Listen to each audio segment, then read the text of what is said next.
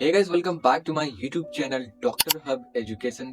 आज हम बात करने वाले हैं कि आप लोग का 10th का एग्जाम होने वाला है, चाहे वो सीबीएसई वाले हो या बिहार बोर्ड वाले हो। बिहार बोर्ड का एग्जाम होने वाला है, सबका एडमिट कार्ड आ गया है। तो मैं ये कह रहा था कि जो स्टूडेंट 10th के बाद जो सोचते हैं कि फ्यूचर में हम डॉक्टर बने, तो उस डॉक्टर बनने के लिए क्या करना पड़ता है, कौन सा सब्जेक्ट लेनी पड़ती है इंटर में, और कौन सा बुक पढ़ा जाता है, और कैसे उस जर्नी में 11th-12th के बाद हम एग्जाम दे सकते हैं, और कौन सा इंट्रांस की एग्जाम देना पड़ता है। तो सारे ये डॉट आपको हम इस वीडियो के अंदर बताने वाले हैं।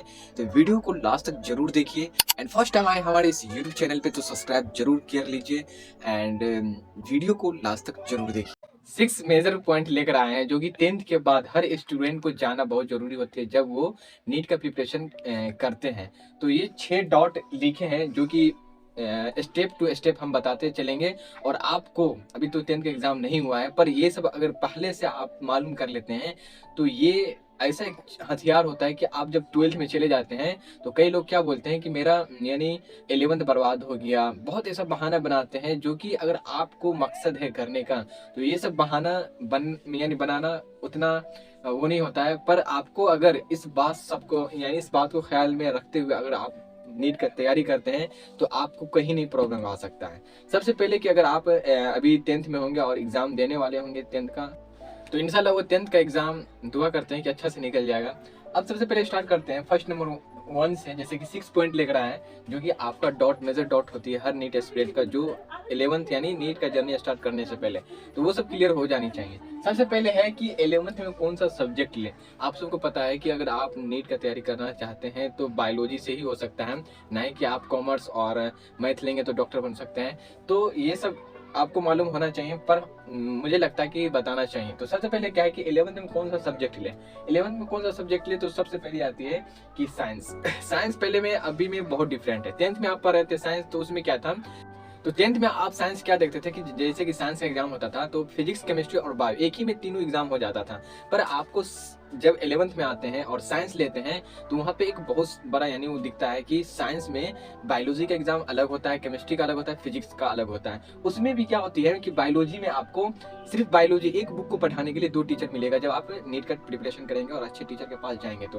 क्योंकि साइंस में क्या होता है, जब आते हैं आप 11th में तो आपको बायोलॉजी, फिजिक्स और केमिस्ट्री लेना होता है। बायोलॉजी में क्या होता है कि बोटनी आपको अलग होती है, डिवाइड होता है, और जूलॉजी क्या होता है अलग होता है, जो कि आपको 2 टीचर इसमें पढ़ाएंगे। इसके बाद क्या होता है फिजिक्स, फिजिक्स में एक ही टीचर उसमें काफी है, ओके। और इसके बाद केमिस्ट्री लेंगे, केमिस्ट्री रहेगा तो केमिस्ट्री में भी आपको 3 टीचर का रिक्वायर होगा, जो कि उसमें भी डिवाइड है।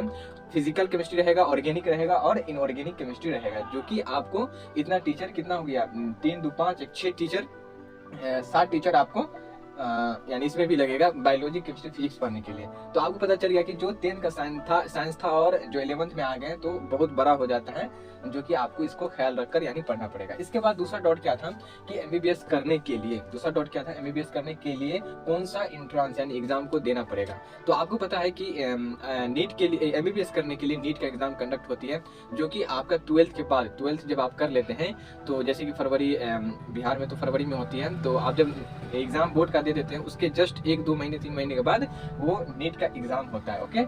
NEET नीट का एग्जाम होता है, जिसका वो एग्जाम कौन कंडक्ट करवाता है वो भी बता देते हैं।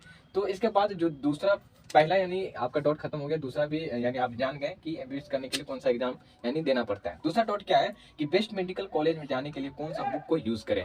आप जो अगर आप 10th अगर एग्जाम दे देंगे, उसके बाद अगर सर्च करेंगे यूट्यूब पे कहीं पे भी कि जो पहले यानी जो टॉपर थे वो सब कौन सा बुक यूज किए थे, तो सब बताएंगे कि एनसीईआरटी के अलावा, एनसीईआरटी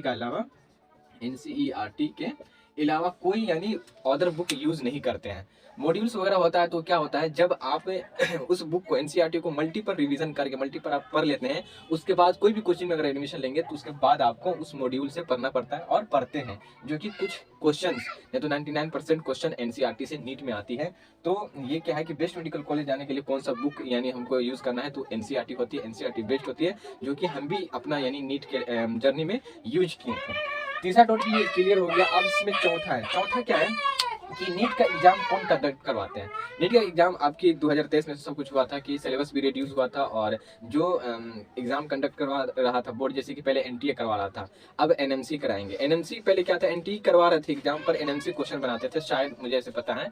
पर अब क्या है कि एनएमसी क्वेश्चन कंडक्ट करवाते हैं, और जो आपको 2000 जैसे कि 11th में आप जाएंगे, 2024 में 25 में आप जब 12th देंगे तो चैप्टर रिड्यूस हो गया है, जो कि न्यू एडिशन जो एनसीईआरटी वो भी आ चुका है मार्केट में, तो आप वो ले लेंगे। चौथा ये कॉन्सेप्ट आपका पूरा हो गया कि नीट का एग्जाम कौन कंडक्ट करवाते हैं। पांचवा जो क्वेश्चन है, टोटल कितने क्वेश्चन पूछते हैं नीट में। टोटल क्वेश्चन कितने होते हैं, जैसे कि अगर बायोलॉजी का, जैसे बायोलॉजी में कितने क्वेश्चन पूछते हैं, और फिजिक्स में और केमिस्ट्री में तो टोटल क्वेश्चन जो होती है, जो यानी बायोलॉजी का अगर नंबर होता है तो 360 नंबर का ये होता है, और ये कितना होता है 180 का ये होता है, और 180 का ये होता है। तो ये दोनों मिलाकर क्या होता है 360 होती है। यानी टोटल जो नीट में स्कोर करना होता है, यानी स्कोर होते हैं जो 720 होते हैं। फिजिक्स बायोलॉजी में 360 नंबर लाना पड़ता है, यानी क्या होता है, और फिजिक्स में 180 का होता है, केमिस्ट्री में 180 का होता है।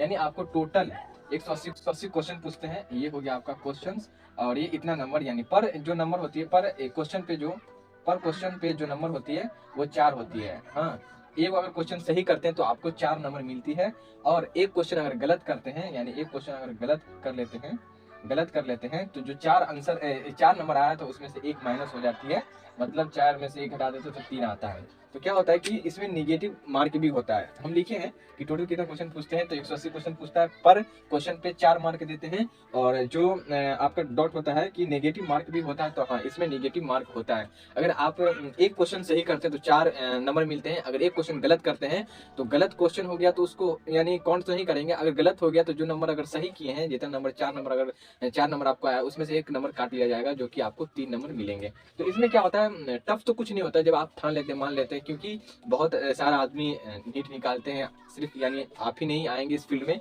कि आपसे नहीं होगा, सब निकाले हैं। तो ये सब सोच के कि इतना बच्चा आता है, 21-22 लाख बच्चा होता है, 90-1 लाख सीट है, इतना मैक्सिमम है, और ये नेगेटिव मार्क होता है तो हमको नहीं हो पाएगा, ये सब बहानेबाज है, जो कि आदमी का यानी नहीं करने का वो होता है, मन होता है। जिसको करने को होता है वो अपना यानी खुद कर लेता है। तो इसमें क्या होता है कि टोटल कितने, यानी टोटल जो क्वेश्चन होते हैं वो 180 होते हैं, पर क्वेश्चन का 4 नंबर देते हैं, और बायोलॉजी में मतलब यानी 360 होता है, 360 नंबर मिलते हैं पूरा क्वेश्चन सही करने पे। फिजिक्स में 180 का होता है, केमिस्ट्री में 180 होता है, 360 ये हो गया, और नेगेटिव मार्क भी होता है। तो ये सारा यानी ये 6 पॉइंट था जो कि मेजर पॉइंट थे आपको जानने। तो 6 मेजर पॉइंट था जो कि आप लोग को यानी बहुत बताना जरूरी था, क्योंकि हम लोग भी जब 10th में थे ना, तो 10th में क्या था कि कुछ पता नहीं था। जब 10th की एग्जाम देने वाले थे, देकर रिजल्ट भी आ चुका था, तो कुछ गाइडेंस नहीं था कि क्या करें नहीं करें। तो ये सब जरूरी होता है, जो कि आपको अगर कुछ करना है, अगर आप अभी यहाँ यानी 10th में हैं, जब आप 12th में जाएंगे तो आपको रियलाइज होगा कि अगर कुछ गड़बड़ा जाता है प्रिपरेशन के दौरान, तो आपको ये रियलाइज होगा कि ये सब पता करना यानी बहुत जरूरी था पहले। जब आप पढ़ेंगे तो कुछ बेसिक, बहुत ऐसा बेसिक मिलेंगे केमिस्ट्री फिजिक्स सब में, कि आपको टीचर बोलेंगे कि ये 9th में पढ़ाते हैं, 8th में पढ़ाते हैं। तो क्या होता है, यही सबसे आपको यानी माइंड वो होगा। तो ये सब जानना बहुत जरूरी होता है, जो कि अभी यानी ये सब हमको बताना अच्छा यानी लगा कि बताना चाहिए, इसलिए वीडियो लाए थे। तो thank you for watching this video. अगर नए आए हमारे इस YouTube चैनल पे डॉक्टर हब एजुकेशन, तो मैं भी ये फर्स्ट वीडियो था ये, यानी आपको नीट के रिलेटेड जो भी बात था। तो अगर फर्स्ट टाइम आए तो वीडियो को लाइक कर दीजिए और दोस्तों में शेयर कर दीजिए, और ये वीडियो आपको बहुत ही यानी इम्पोर्टेंट होने वाला था और हुआ है। और लास्ट तक रहने के लिए थैंक यू, और सब्सक्राइब जरूर कर दीजिए हमारे इस चैनल को डॉक्टर हब एजुकेशन को। Thank you for watching this video.